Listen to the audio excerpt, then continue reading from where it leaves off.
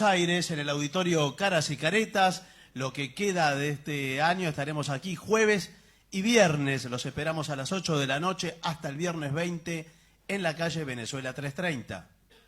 Hablaremos esta noche de la muy ardiente Bárbara Villiers.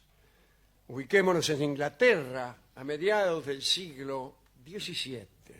Bárbara Villiers, ya que era inglesa, ¿no, señor? Si no sería Villiers. Era hija única del noble William Villiers, segundo vizconde de Grandison, y de la noble Mary Beining. Era allá por el otoño 1643 y se murió el vizconde a causa de una herida de guerra y dejó a su esposa e hija en una situación medio shome. La madre volvió a casarse y la hija se educó en el campo hasta que al cumplir 15 años la llevaron a Londres, en la esperanza de encontrarle un esposo que aliviara la economía familiar. A los 18, se casó con un tal Roger Palmer, heredero de una inmensa fortuna. El enlace se llevó a cabo a pesar de la oposición de la familia del novio. Los Palmer decían, ¿cómo te vas a casar con esta? Son una familia de poligrillo. Bárbara, en fin, era muy hermosa al parecer, pero el papá de Roger le dijo, esta chica te va a convertir en el más desgraciado de los hombres. Pero el otro no hizo caso. La crónica cuenta que él era muy devoto, muy estudioso. Ella, en cambio, mostraba unos modales cuestionables. Lo que más le gustaba era amar, vamos a decirlo así. Está bien. Atención. Con el casamiento de esta chica, la familia de los Villiers pasó a ser parte de la corte del rey Carlos II en el exilio. Recordemos que Carlos I había sido depuesto y ejecutado. Sí. Después viene Cromwell y su hijo, Carlos II, esperaba en el exilio la posibilidad de regresar a Inglaterra para gobernar. La cuestión fue que Bárbara Villiers y Roger Palmer fueron muy bien recibidos en el exilio. El marido por su dinero y la mujer por sus encantos. Bárbara era hermosísima y Carlos II, que era entonces era muy joven, y después cuando empezó a reinar también, era todo una corte de ministros muy jóvenes, muy jóvenes. Y entonces eran también enamoradizos. El primero que se enamoró de Bárbara fue el rey. Carlos II se enamoró en cuanto la vio. Dice el cronista que Bárbara no dejaba pasar mucho tiempo entre la circunstancia del enamoramiento y la consumación del amor, en general. Cuando alguien se le enamoraba, no pasaba mucho tiempo hasta que ese amor se consumaba. Nada de, ay, qué sé yo. Bueno. Así, unos minutos después de haber advertido que el rey la deseaba, ya eran amantes. Al producirse la restauración, me refiero a la monarquía inglesa. Sí, sí, claro. Bárbara regresó a Inglaterra y el rey prefirió pasar en su compañía la primera noche, en lugar de sumarse a las celebraciones, qué sé yo, nada. Cuando Carlos II se casó, por asuntos políticos, con la portuguesa Catalina de Braganza, todos esperaban que la llegada de la nueva reina contribuyera a debilitar la influencia que Bárbara ejercía sobre el rey, pero se equivocaron. Carlos estaba encantado con su favorita. Según el propio rey, Bárbara conocía todos los secretos del placer. El monarca le otorgó un puesto entre las damas de su esposa, la de Braganza. Los cortesanos y los nobles ingleses pronto aprendieron que para ganarse el favor del monarca, primero debían ganar el de ella. Cualquiera que la despreciara podía ser desterrado de la corte. Entre los diversos títulos que Carlos II le otorgó a Bárbara estaba el de Condesa de Castlemaine, pero los nobles empezaron a llamarla prostituta real, que es un poquitín ofensivo. Sí. El cronista John Evelyn la llamó la maldición de la nación, que es un poco cacofónico en castellano. Sí.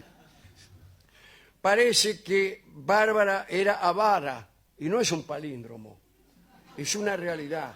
Bárbara era avara. Y reclamaba descaradamente a Carlos II títulos, joyas, tierra, dinero, autos. Autos. Bueno, autos no. Con frecuencia el rey tenía que pagar con dinero público sus millonarias deudas de juego. Las de ella, no las de él, Sí, sí. porque escolaseaba todo el día. El idilio de Bárbara con el rey no perjudicaba demasiado el trato entre el rey y su mujer. No, entre el rey y su mujer sí. Y claro, si está ahí metida. El que más o menos se la aguantaba piola era el marido de ella, Roger Palmer. Básicamente se limitaban a ignorarse, que es como funcionan mejor algunos matrimonios. Sin embargo, pronto ocurrió algo que provocó finalmente la separación. Roger Palmer, que era católico, quiso que uno de sus hijos, o por lo menos hijo de su esposa, fuera bautizado de acuerdo con su fe, con la fe católica. Ella dio su consentimiento, pero días más tarde se arrepintió. O sea, lo bautizaron como católico, Sí. pero ella dijo, no, ahora que lo bauticen de nuevo, pero como protestante. ¿Qué pasaba? Pasaba que el hijo casi seguro era del rey. Y ella pensaba que debía recibir la religión del padre, que naturalmente era protestante. Anglicano en realidad, ¿no? Roger Palmer, indignado, quiso abandonar Inglaterra y la cosa se le complicó. Lo acusaron de formar parte de un supuesto complot católico para matar al rey. Roger Palmer fue encerrado en la Torre de Londres y juzgado por alta traición. ¡Caramba! Lo que llamarían los ingleses lawfare. Gracias al favor de su esposa, no lo mataron. Se la salvó con el hilo de una pata. Carlos II, mientras tanto, se mostraba muy generoso con la favorita, incluso hasta con los amantes que ella tenía. Mirá vos. Por ejemplo, el rey le perdonaba todo a ella. Había un tipo que se llamaba John Churchill, posteriormente Gran Duque de Marlborough, antecesor no, ¿cómo sería la palabra? Antepasado de Winston Churchill. Era primo segundo del rey y estaba considerado el hombre más atractivo de la corte. No Winston Churchill, sino su antepasado John Churchill. El conde de Mambrú se fue a la guerra. ¿Qué es ese? Ni más ni menos. Y este muchacho no escapó a la voracidad de la duquesa. Uno, el duque de Buckingham, también. Pero por ahí alguien le abrió los ojos al rey y lo invitó a ser testigo, él mismo, el propio rey, de la infidelidad de su esposa, ¿no?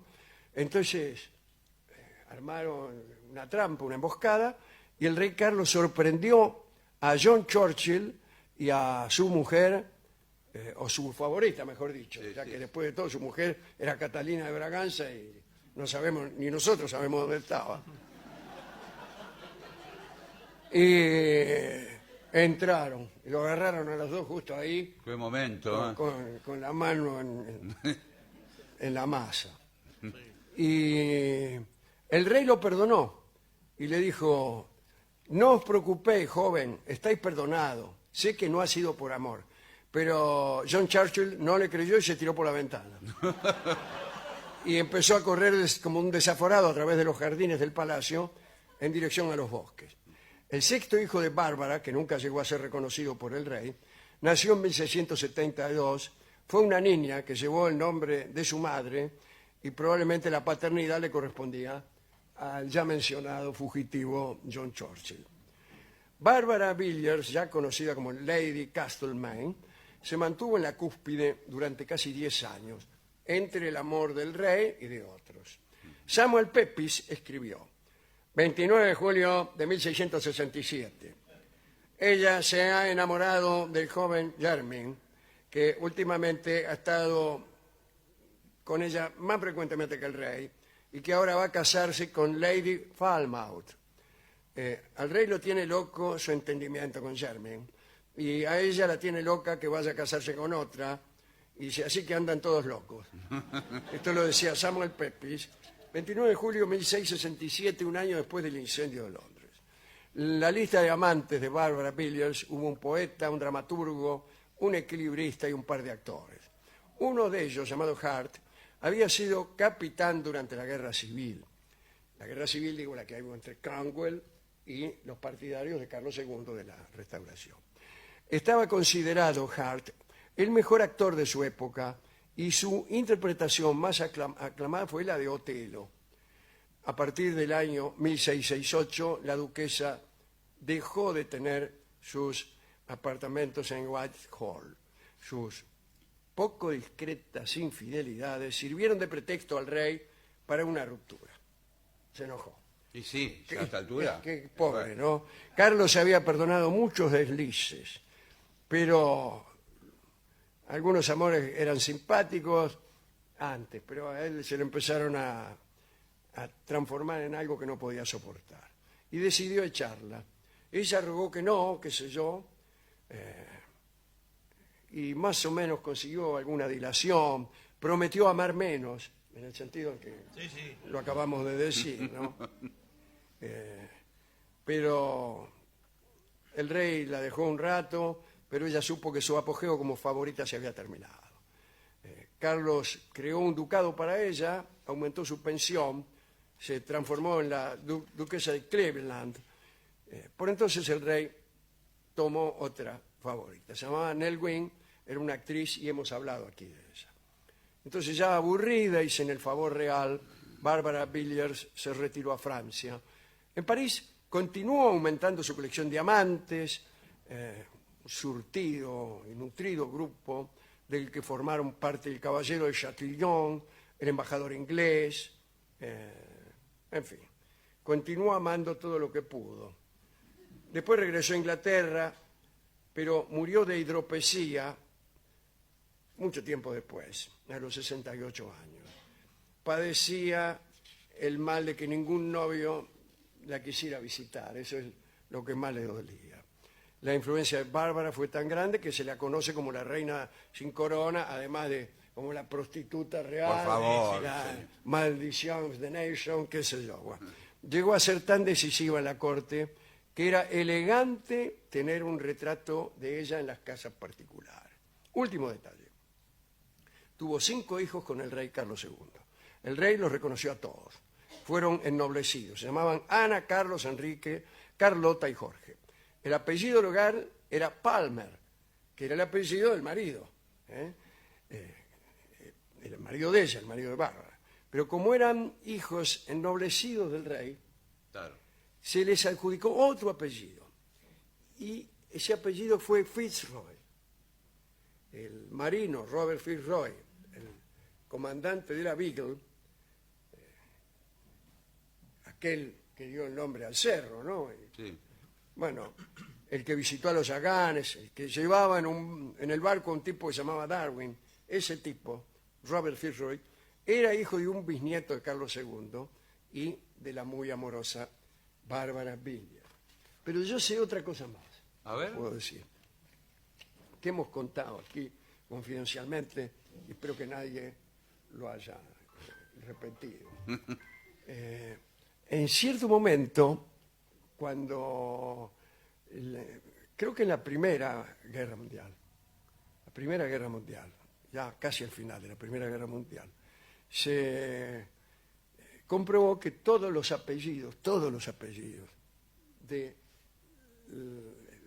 del rey Jorge, ¿no? Y de todos sus herederos eran apellidos alemanes, país que estaba en guerra con Inglaterra. Y entonces resolvieron cambiar ese apellido, ver si lo cambiaban. Y empezaron a echar mano a varios apellidos que había ahí. Uno de esos apellidos era este, Fitzroy, que fue propuesto y perdió contra otro que fue el que se usa hoy, el que tiene la familia real inglesa, que es Windsor, la familia es Windsor Mountbatten, creo. Mountbatten, que también es alemán. Quiere decir que ese apellido de los 5 hijos del rey con Bárbara estuvo a punto de ser el nombre de la dinastía Windsor, que hubiera sido dinastía Fitzroy, cuyo caso la calle Fitzroy Sí, Sí, bueno, sí, que señor. cobra otra relevancia. tal vez sería más importante. O se llamaría Windsor. Sí, posiblemente. Vamos a escuchar el tango que se llama Muñeca Brava y que Sí. fue evidentemente compuesto para Bárbara Villiers, la muy amorosa. Lo canta Gardel.